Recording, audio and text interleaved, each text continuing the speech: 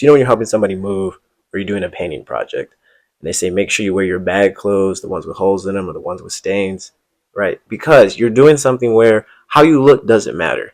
But when you're running errands or you're going out about your daily life, nobody tells you to put on your painting clothes. The reason is you shouldn't be walking out of the house presentable wearing clothes that have stains and wrinkles in them. The first mistake that guys typically make when styling are wearing baggy or oversized clothes. Listen, if you're in the gym and you're wearing your pump cover, okay, that's cool. That's an excluded situation. If you're wearing streetwear and that's the aesthetic you're going for, that's different. That's not what we're talking about. We're talking about if you're trying to wear a style and a fashion that has that business smart, casual, modest fit to it, this is not going to work for you because it's going to look tacky and not well put together, right? Look at these two examples. Here we have somebody who's doing a streetwear fit, and then we have someone who's doing more of a business casual fit, right? So if you look at our business casual, right, the shirt, it fits him. The shoulders are where they need to be. His arms fill out the sleeves. The shirt's not too long. It's right around where his waist is. And then these pants that he's wearing, they go all the way down. They don't go past his ankles. They don't ride up beyond, like above his ankles.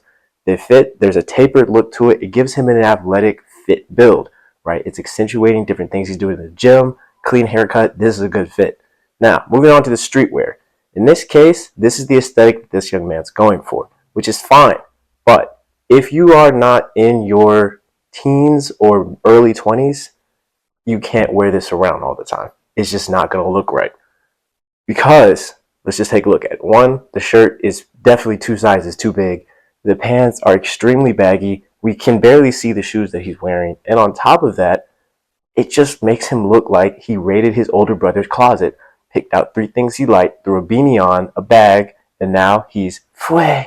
Like, this is not the style we're going for. It's not trendy.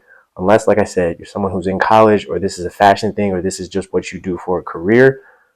Respectfully, this is not it. The second mistake that you guys are making is you don't know how to color coordinate. So today I'm going to show you 2 methods where you can color coordinate flawlessly and never mess up. The first one is going to be monochromatic. Mono meaning one. Pick one color and that's what you're going to wear head to toe. The one I most commonly like to wear is black. Black shirt, black pants, black shoes.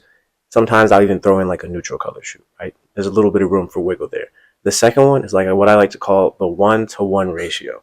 So the 1-to-1 ratio basically says pick a neutral color, pick a flamboyant color, and that's what we're using for the entire outfit. So our neutral colors are going to be black, gray, brown, green olive, tan cream. Maybe you can get away with a maroon, right? Those are going to be your neutral colors. And the flamboyant colors are going to be all the ones that are on the brighter end of the color wheel. So an example of an outfit that would work using this is, let's say you picked maroon, for example. You could wear maroon shirt, maroon pants, and then you can throw on a more flamboyant color shoe, or you could stay with a neutral color shoe, right? Like a white shoe.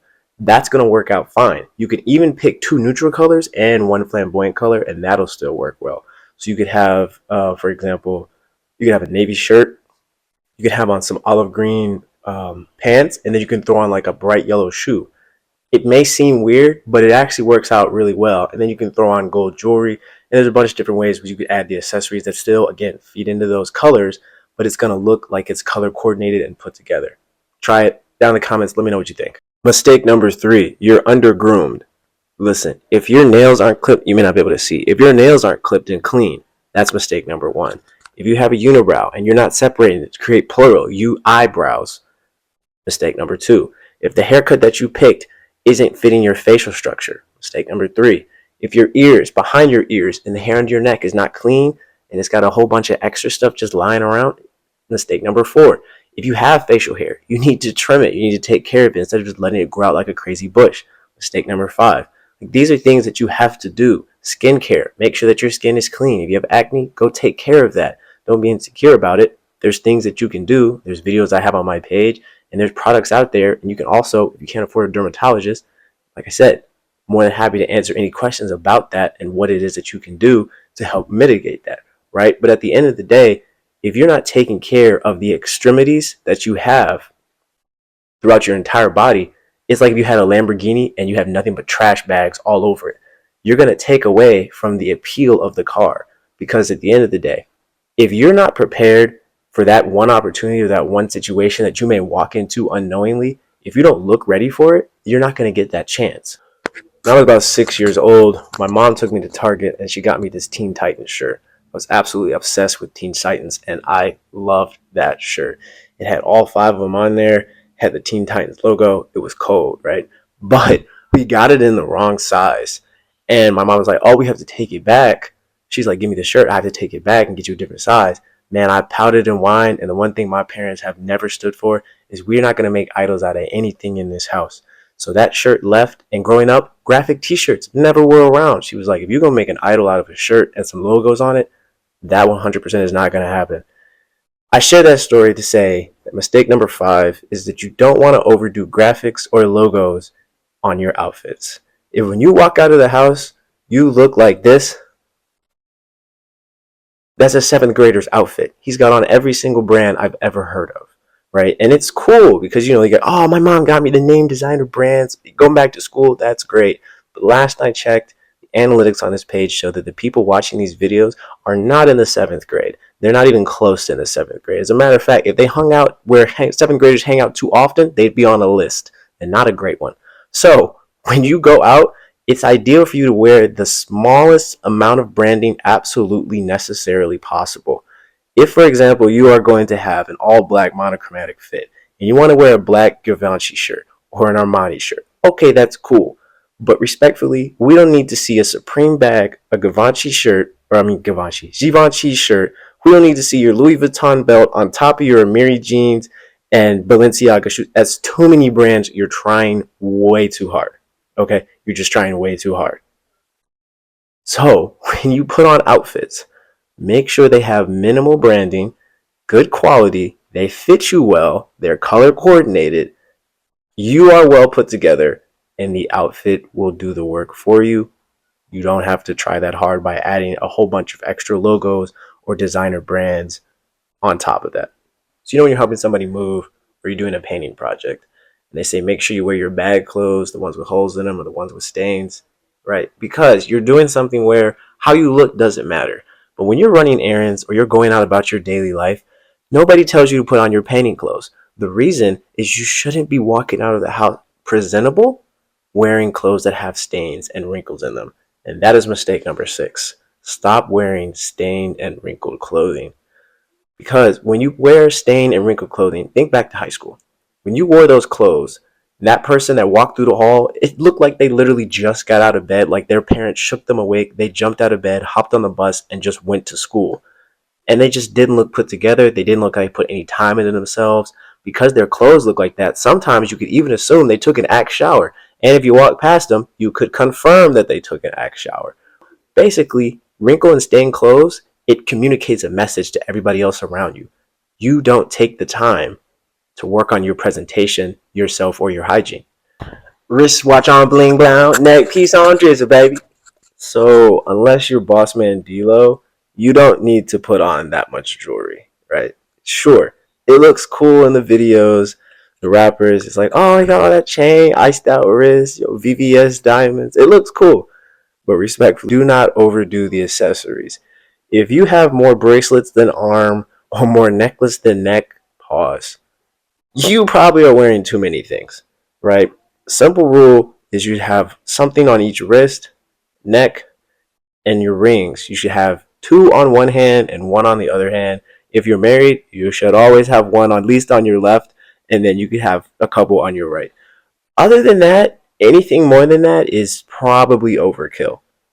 Sunglasses would be the only, I definitely wish I could find mine. But sunglasses would be the only other thing I'd say maybe you could add. You start adding too many more or you're layering more than 2 chains, now it just looks like you're trying too hard. And in fashion, being yourself is the secret ingredient. So when you look like you're trying too hard, you look like you're not being yourself. All right, and last but not least, mistake number 7 is that you're not applying a traditional go-to fragrance. Right? Everybody has a natural smell that their body emits. And that's cool, right? It's fresh out the shower.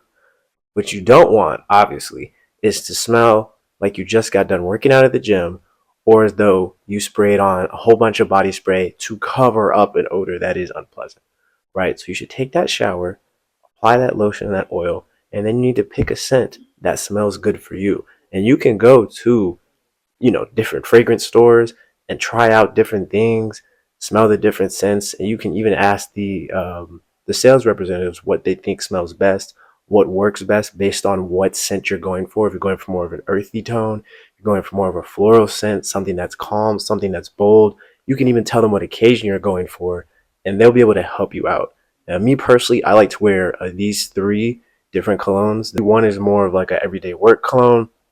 The other one has a stronger, more party club date scenario, and then this last one is actually one that just has more of that stronger overtone. I like to wear that one to the gym just because when I work out, it kind of is a little bit more enhanced, and again, it masks that gym smell of just my clothes and natural stench versus the entire gym as a whole. So I like to wear that one because then I can switch clothes, go on about if I need to run some more errands, but I'm not going to be able to get a shower in between working out and my next destination. So again, these are the seven different mistakes that you guys are making associated with why your fashion and style isn't immediately helping you to stand out and instantly improve and change the way that you're perceived by everybody else in the world.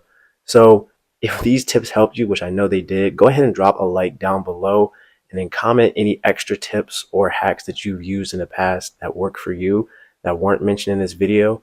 And you can also comment any videos that you would like to see in the future or different things that you want elaborated on based on this or the things on the page. If you did make it to the end of this video, again, appreciate you for watching, and until next time, peace.